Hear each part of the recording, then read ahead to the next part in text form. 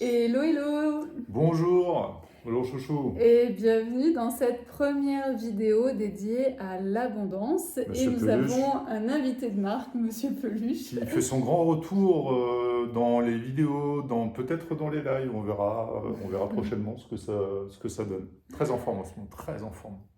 Alors on espère que vous allez bien et on espère aussi qu'au travers de la première masterclass du manque à l'abondance, vous avez pris conscience de certaines choses, que vous avez mis le doigt sur des choses qui effectivement vous empêchent peut-être d'être bien. Et quand on parle bien sûr d'abondance, on parle autant d'abondance de se sentir aimé, de bien sûr en lien avec l'argent également, mais aussi d'avoir tout ce que l'on a envie d'avoir. Et l'abondance, c'est vraiment cette définition d'avoir plus que nécessaire. Sauf que plus que nécessaire, ça dépend finalement de qui l'on est, hein. Ouais. Chacun, on a nos propres limites, nos propres niveaux. Ici, en fait, pour que ce soit plus concret, on s'est dit, on va peut-être aller dans la branche comment faire en fait pour se libérer de la peur du manque par rapport à l'argent, pour que ce soit plus concret. Mais on pourrait aller voir comment se libérer de la peur du manque, par exemple en amour, de ne pas se sentir assez aimé. Donc c'est vraiment sur tous les sujets de notre vie. Vous savez aussi que l'abondance est en lien avec notre vitalité, avec notre énergie. Quand on n'est pas bien, malade, en manque de vitalité, eh bien forcément, on a aussi ce manque. Donc on a l'impression de manquer de vitalité et donc de ne pas être abondante dans ce que l'on a envie de faire, de ce que, par exemple, le sport qu'on aimerait faire, peut-être les activités qu'on aimerait faire. Ouais, c'est un tout, hein, c'est le volet l'abondance, c'est le volet argent, le volet amour, le volet santé, Santé, énergie. c'est tout ça, ouais. Mm. Ouais. Donc nous, on va juste dans cette vidéo se focaliser plus sur l'argent, mais parce que c'est plus facile, c'est plus concret. Mais dites-vous que vous pouvez poser ces mêmes questions autour d'autres sujets. Ouais. Donc la peur du manque, c'est quoi? En fait, c'est quelque chose de très personnel parce que c'est quelque chose que l'on vit, que l'on ressent à l'intérieur de nous. Et si vous vous observez par rapport à vos amis, par rapport peut-être à votre conjoint, vous allez vous apercevoir que votre sécurité par rapport à l'argent ici, dans ce cas-là, n'est pas le même. Donc il y a des gens qui peuvent avoir très peu sur leur compte et pourtant se sentir tout à fait serein et tout à fait en sécurité.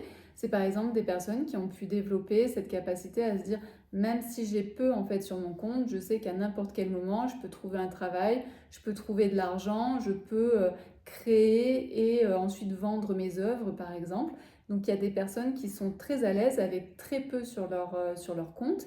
Et puis il y a des gens, et ça j'en ai rencontré beaucoup chez les entrepreneurs, qui peuvent avoir beaucoup sur leur compte et pourtant se sentir toujours en insécurité comme s'il n'y en avait jamais assez, alors que des fois leur compte en banque dépasse le million, les 2 millions, et pourtant c'est jamais assez. Donc ils se mettent comme ça dans un peu dans une roue de hamster où en fait ils vont toujours aller chercher plus pour se sentir en sécurité, alors qu'en fait c'est pas une question de combien on a sur notre compte, mais c'est comment on se sent par rapport à cet argent que l'on a ou que l'on n'a pas. J'ai l'impression que c'est une histoire de référence. Quel est notre référentiel interne? Par exemple, on connaît quelqu'un qui a vraiment beaucoup d'argent Ouais. et qui en fait est en perpétuelle insécurité. Oui. Il a peur de tout perdre, Mm. et ça en devient, je pense, too much, je pense, Oui, hein. oui, c'est trop Je pense que c'est problématique. trop. Et aussi, on connaît des gens qui ça leur pose aucun problème de terminer le mois avec 0 € et d'être serein. Ouais. Donc en fait, c'est vraiment un référentiel, je pense, interne C'est ça. qu'il est possible de faire évoluer Oui, tout à fait. sans être dans des excès, en fait. Ouais. Parce que si on a un référentiel qui est, on va dire, contre-productif, qui est toujours trop bas, Ouais. en fait, on ne peut pas aller vers de Chercher. l'enrichissement. Tout à Alors fait. que lorsqu'on a aussi un référentiel qui est anormalement élevé, en tout cas moi c'est comme ça que je le vois, hein, lorsqu'on a ce référentiel anormalement élevé, on va avoir de l'argent ou en amour, hein, on va être bien, on va être tout ça, mais en fait être éternellement insatisfait. Et par exemple se retrouver à dire, alors qu'on habite dans un endroit top, etc., on a une situation, pas forcément nous, mais il y a des gens qui pourraient dire j'ai une vie de merde. Alors que quand on regarde finalement ces références par rapport à d'autres gens qui galèrent, qui ont des boulots complètement dégueulasses, mais ils n'ont pas le choix, et ben nous, quand on voit ces deux opposés, on se dit, voilà, il y a un souci, quoi, il y a un souci. Non, toi, t'as pas une vie de merde. Mais en Ouais, fait, donc, c'est une vie de merde par rapport à la référence interne. ce que tu veux dire, en fait, c'est que le manque, c'est aussi lié à notre insatisfaction. Et d'ailleurs, on le verra demain dans la Ouais, prochaine vidéo qui ok. s'appelle en fait sur les frustrations. Mais c'est exactement ça, c'est-à-dire posez-vous la question de aujourd'hui, où est-ce que vous en êtes par rapport au manque? Est-ce que, comme tu disais aussi dans la référence, peut-être que quand vous étiez jeune, vous aviez très peu d'argent, vous étiez tranquille avec 1 000 € dans la poche. Et aujourd'hui, votre référentiel a peut-être changé parce que peut-être maintenant vous avez des enfants à charge, peut-être que vous avez un crédit pour votre maison, etc. Donc forcément, ça crée aussi plus d'angoisse, plus d'emprise en fait. Mhm. Et donc votre référentiel a aussi évolué, peut-être aussi à cause de changement, de votre changement de vie. Donc ça, c'est important de vous dire aujourd'hui avec combien je suis bien. Pourquoi c'est important? Parce que par exemple, si aujourd'hui vous vous dites je suis bien avec 10 000 € de côté d'économie, ça veut dire qu'à chaque fois que vous allez gagner 1 000 € de plus, 2 000 € de plus, 3 000 € de plus, peu importe, vous allez pouvoir les investir.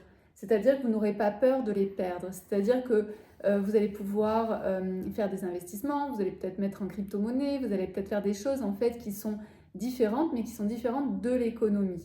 Et en prenant cet argent dont en guillemets, vous n'avez pas besoin sur l'instant parce que vous êtes assez en sécurité avec ces 10 000 € d'économie, vous allez pouvoir en fait investir cet argent et donc créer en fait une liberté financière petit à petit. D'ailleurs, ce qui se dit beaucoup en termes d'investissement, c'est n'investissez jamais l'argent que vous n'êtes pas prêt à perdre. Voilà, c'est exactement ça. C'est pour cette raison, moi par exemple, qui fais du trading, on le voit lorsque les sommes investies dans un trade sont beaucoup trop grandes et que le stress, la pression est trop grande, et j'en suis la première victime, eh bien, on se retrouve à peut-être pas être aussi bon. L'impact psychologique, les émotions en lien avec l'argent font que on est moins bon que lorsqu'on prendrait une position, par exemple, qui est 10 fois plus petite et qui du coup est entre guillemets sans enjeu. Ouais.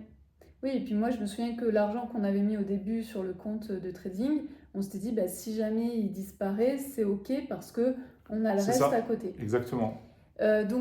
Donc vous avez compris, vous commencez à comprendre, à sentir en fait à quoi ça sert en fait de savoir à quel endroit je me sens en sécurité ou pas. Donc si je suis dans des extrêmes, là il y a quelque chose à aller voir dans votre histoire, c'est-à-dire je sais que je peux vivre avec très peu, mais en même temps, comme disait Sweet Sweet, ça vous bloque dans votre évolution au niveau de l'argent. Et de l'autre côté, j'ai besoin de X milliers d'euros pour me sentir en sécurité. C'est pas normal non plus. Donc allez voir dans votre histoire personnelle à quel moment vous avez eu peur de manquer ou à quel moment vous avez débloqué ce truc-là. J'avais aussi accompagné une femme, je me souviens, ça me fait penser à ça, que en fait elle avait été obligée, donc c'était une femme en fait qui avait toujours plus ou moins bien gagné sa vie, elle gagnait 2005, 3000, elle était toute seule, célibataire, tranquille à Paris, et en fait elle s'est mise, en guillemets, au départ sans s'en rendre compte en fait, dans la merde exprès pour expérimenter qu'est-ce que ça fait de ne pas avoir d'argent. Donc ça, je vous invite aussi à aller explorer ça, c'est-à-dire que si vous étiez une femme avant qui avait de l'argent, etc., où l'argent n'était en guillemets pas un problème, c'est-à-dire que vous finissiez très bien vos fins de mois, vous pouviez mettre un peu d'argent de côté et également l'investir, et à un moment donné, il y a quelque chose qui s'est passé dans votre tête où vous vous êtes dit « je ne mérite pas cet argent », ou qu'est-ce que ça fait finalement de vivre sans argent? Est-ce que je suis capable de vivre sans cet argent? Et en fait, moi, cette femme que j'accompagnais, au final, m'avait dit, je suis descendue dans le bas du bas, mais en fait, je me suis abîmée en faisant ça. Je n'ai pas compris pourquoi j'ai fait ça. Et donc, elle était avec moi pour comprendre son geste, pourquoi elle s'était sabotée à ce point-là, de se dire, qu'est-ce que ça fait de vivre avec 100 € par mois? Est-ce que j'arrive à me débrouiller, etc. Donc ça, c'est vraiment des choses assez incroyables. Donc là, je vous donne un extrême, là aussi, on est dans un extrême. Mais posez-vous cette question-là, parce que l'argent, en réalité, c'est quoi? C'est hyper émotionnel. Donc c'est vraiment quelles sont mes croyances, à quoi je pense quand je pense à l'argent, etc. Et peut-être que certains d'entre vous, depuis qu'on parle, sont énervés, sont irrités sur certaines choses, alors qu'en réalité, c'est pas nous qui sommes en train de vous irriter, c'est qu'est-ce que vous mettez derrière quand on parle en fait d'argent. Donc moi, ce que je vous invite, c'est aller observer votre passé. Est-ce qu'il y a eu des grands changements dans votre gestion de l'argent? Est-ce que vous avez fait des progrès, c'est-à-dire vous sentir moins dans l'insécurité quand il y a un peu moins et vous sentir en sécurité quand il y a déjà pas mal et de pouvoir ensuite investir cet argent, etc. Dites-nous un petit peu où vous en êtes en commentaire et puis essayez de définir également votre niveau aujourd'hui, combien vous avez besoin pour vous sentir en sécurité parce qu'ensuite ça va vous aider à atteindre en fait cette liberté financière, c'est-à-dire que si j'ai 20 000 € de côté et je me sens bien avec ça parce que même s'il y a un coup dur, je peux quand même payer mon crédit, je peux quand même payer les études à mes enfants, etc. Donc je suis bien avec mes 20 000, et bien maintenant vous allez pouvoir investir tout ce que vous gagnez au-dessus des 20 000. Donc c'est pour ça que c'est important aussi de savoir avec combien je me sens bien et pas que je me sens bien parce qu'il y a un côté rationnel, irrationnel avec comment je me sens bien, hein, on est dans les émotions. Mais après, il y a aussi une partie très structure et très rationnelle de tous les mois, pour vivre, j'ai besoin de X milliers d'euros. Et donc, si jamais j'ai un coup dur, est-ce que j'ai 6 mois en fait d'avance dans mes économies pour pouvoir payer ce qu'il faut malgré le coup dur? Donc ça, c'est vraiment important de pouvoir aussi poser ça parce qu'avec l'argent et donc de manière générale avec l'abondance, il y a des endroits qui sont très en lien avec les émotions, avec nos croyances.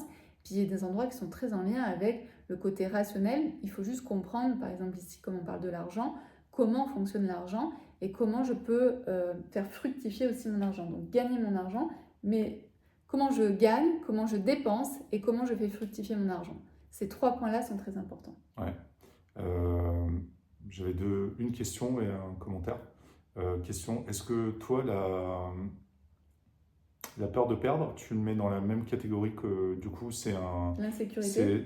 c'est la peur du manque. Parce que Oui. c'est lié Oui, ou voilà, tu vois une autre non, pour moi c'est la même chose, même c'est-à-dire mécanisme, que hein. je me sens pas à l'aise quand j'ai pas assez, Ouais. donc j'ai peur de Ouais, parce que du manquer. coup, si tu perds, tu vas manquer. Ouais, c'est ça. Ouais. Et un autre truc, je me disais par rapport à la liberté financière, chacun, je pense, va avoir son niveau, Oui. sa perception de la liberté financière. C'est-à-dire, à partir de quel montant je me considère libre. En fait, la liberté financière, ce qu'on dit sur la liberté financière, c'est à partir du moment où tu es tranquille en fait pour payer tes factures et en même temps que tu peux investir et le fait d'investir te permet aussi, la liberté financière, c'est pas que au niveau de l'argent, c'est aussi est-ce que je peux avoir du temps pour moi, Ouais, tout à tu fait. vois, Ouais. est-ce que je peux organiser mon temps comme Ouais, j'en ai on envie. y voit plusieurs niveaux de. Tu vois, c'est plusieurs niveaux parce Pour que moi, il y a plusieurs niveaux. Ouais. voilà, parce que la liberté financière, ça te permet quoi? Ça te permet de faire rentrer de l'argent assez facilement sans avoir trop à t'en occuper, donc avoir aussi beaucoup de liberté pour toi, pour tes passions, pour tes enfants, Ouais. pour tout ce qui est important pour toi. Donc ça, c'est important aussi de le prendre en compte quand je parle de liberté financière.